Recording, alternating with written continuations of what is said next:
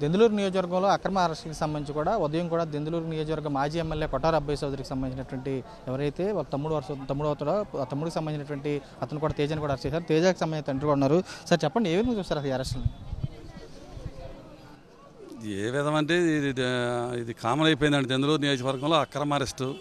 ఏంటంటే కేవలం అబ్బాయి చౌదరి గారి తమ్ముడని, అంటే మా అన్నయ్య గారు అబ్బాయి అండి అబ్బాయి చౌదరి. అబ్బాయి చౌదరి గారితో పాటు ఉంటారు, అది కావాలని చేసిందండి అరెస్ట్. ఇది అక్రమ అరెస్ట్ అండి. మొదటి నుంచి మామూలుగా వాళ్ళు అధికారంలోకి వచ్చిన కాడి నుంచి టార్గెట్ చేసి ఏం చేద్దామని చెప్పని చేస్తున్నారు. అప్పటి నుంచి పొద్దున్నే తెల్లారుజామున 5 గంటలకి చేశారండి. కేసు ఏదో చెప్తున్నారండి, ఏదో 2022లో కేసు ఏదో అని చెప్తున్నారు. అక్రమ అరెస్ట్ అండి ఇది, మామూలుగా కావాలని చేపించింది. ఇది కేవలం అబ్బాయి చౌదరి గారి సోదరుడు వాళ్ళతో మామూలుగా ఇదిగా ఉంటారనే ఉద్దేశంలో చేసిందండి. వేరే ఏమంటే సమాచారం లేదండి, ఏమి లేకుండా చేశారండి. స్టేట్ వైడ్గా జరుగుతుంది, అదే దెందులూరు కాన్స్టిట్యున్సీలో ఇంకా ఎక్కువగా జరుగుతుందండి అక్రమ అరెస్టులు ఫస్ట్ నుంచి. ఇప్పుడు ఈ రోజున 3 చేశారండి. కామిరెడ్డి నాని, మా అబ్బాయి అండి చలగొళ్ళ తేజ, చలగొళ్ళ తారక రామనాథ్ చౌదరి తేజ అంటారు, ప్రదీప్ అండి చలగొళ్ళ, 3 చేశారు.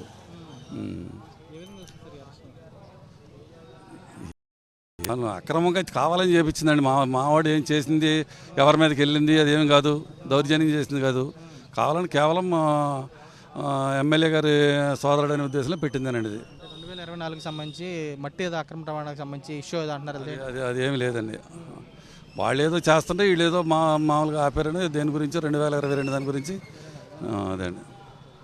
పూర్తి ఇన్ఫర్మేషన్ ఇవ్వలేదు, మామూలుగా తీసుకొచ్చారు. పడుకున్నట్టు తెల్లవారుజామున లేచి తీసుకొచ్చారండి. వచ్చి తీసుకొచ్చారండి. ఏలూరులో ఫ్లాట్లో ఉంటాడు, ఏలూరు నుంచి తీసుకొచ్చారండి. పూర్తిస్థాయిలో కూడా వీరంతా కూడా ఒకటే స్పష్టంగా కనబడుతుంది. ప్రధానంగా వీరికి సంబంధించి కూడా అరెస్ట్కి సంబంధించి కూడా వీరంతా కూడా చూస్తున్నారు అక్రమ అరెస్ట్ అని చెబుతున్నారు. అమ్మ చెప్పండి, ఈ అరెస్ట్ని ఏ విధంగా చూస్తున్నారు? ఈ అరెస్టు అన్యాయంగానే అరెస్ట్ చేశారండి. శుక్రవారం అరెస్ట్ చేస్తున్నారని తెలిసి వెళ్ళామండి. వెళ్తే పోలీసులు వెళ్ళారని తెలిసి మేము వెళ్తే ఆ ఇల్లంతా చుట్టుముట్టేసి పోలీసులు అన్యాయంగా ఆ తల్లిని కష్టపెట్టి ఆ నానిబాబుని అన్యాయంగా తీసుకొచ్చేసారండి. అన్యాయంగా అరెస్ట్ చేశారు. అసలు ఇది దేని గురించి అరెస్ట్ చేశారో కూడా తెలియకుండా, అర్థం లేకుండా అరెస్ట్ చేసేసారు.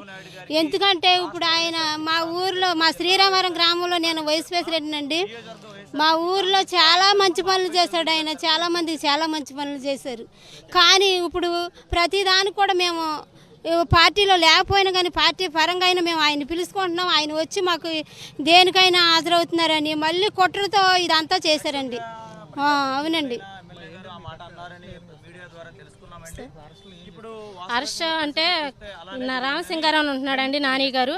అంతకుముందు ఇల్లంతా ధ్వంసం చేసేసి చూడొచ్చు. ప్రధానంగా వీరంతా కూడా ఒకటే స్పష్టం చేస్తున్నారు, ఇళ్ళకి సంబంధించి కూడా ధ్వంసం చేశారు, గతంలో ఇబ్బందులు పెట్టారని చెప్పి కూడా చెబుతున్నారు. ఇప్పుడు సంబంధించి కూడా చూస్తే కనుక మరికొంతమంది నాయకులను వీరితో మాట్లాడదాం. ఏమంటే చెప్పండి, అరెస్ట్ ఇది రాష్ట్ర వ్యాప్తంగా జరుగుతున్న రెడ్ బుక్ పరిపాలనలోనే ఈ దెందులూరు నియోజకవర్గంలో కూడా రెడ్ బుక్ రాజ్యాంగం నడుస్తుందనేది ఈ కామిరెడ్డి నాని గారి అరెస్ట్ ద్వారా యావత్ ప్రజానికానికి వైసీపీ సభ్యులకి తెలిసిందండి. ఏ కేసు మీద అరెస్ట్ చేస్తున్నారని చెప్పకుండానే భయభ్రాంతుల గురించి తెల్లవారుజామున వెళ్ళిపోయి అరెస్ట్. తెల్లవారుజామున 5-6 గంటలకు నానిగారి దగ్గరికి వెళ్ళి ఏ కేసు ఏంటనేది కూడా తెలియకోకుండానే ఆయన స్టేషన్ తీసుకొచ్చి అరెస్ట్ చేయడం గర్హనీయంగా మేము భావిస్తున్నామండి. గతంలో ఇల్లు ధ్వంసం చేశారు, ఆల్రెడీ చెక్ పవర్ రద్దు చేశారు, అయినా ఇంకా కష్టం చేరలేదంటారు. సార్, మా జగనన్న గారు 5 సంవత్సరంలో సంక్షేమ అభివృద్ధి 2 కళ్ళుగా సుపరిపాలన అందిస్తే ఈ రాష్ట్రంలో ఈ రోజున అరెస్టులు కార్పణ్యాలతో కక్షలతో జరుగుతుందనేది మేము తెలియజేసుకుంటున్నామండి. ఆల్రెడీ చెక్ పవర్ రద్దు చేశారు, ఆయన అష్టదిగ్బంధనం చేస్తున్నారు, ఆయన బయటకు కదలనవట్లేదు సార్. ప్రజాస్వామ్యంలో ప్రతిపక్షమే ప్రజల గొంతు సార్.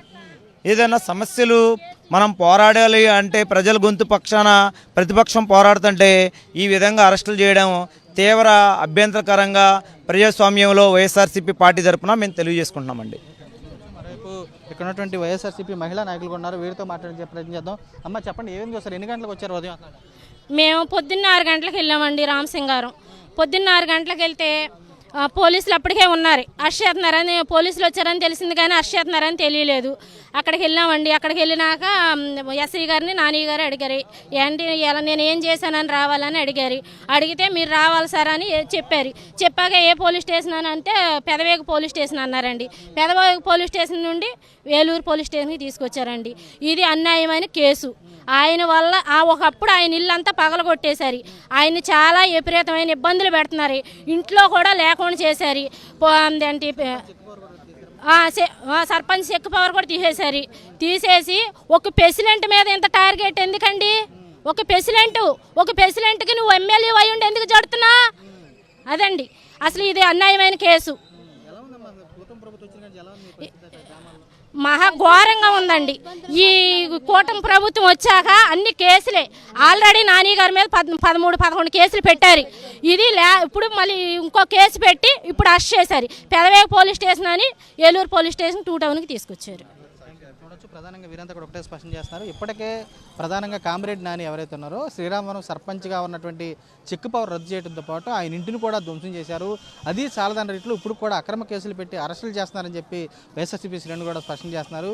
తమకు సంబంధించి కూడా కూటమి ప్రభుత్వం వచ్చిన కాడి నుంచి కూడా దెందులూరులో ప్రధానంగా రెడ్ బుక్ రాజ్యాంగమే అమలవుతుందని చెప్పి వీరు కూడా స్పష్టం చేసి కూడా కనబడుతుంది. విజయ సాయితో రాజు, సాక్షి, ఏలూరు పోలీస్ స్టేషన్.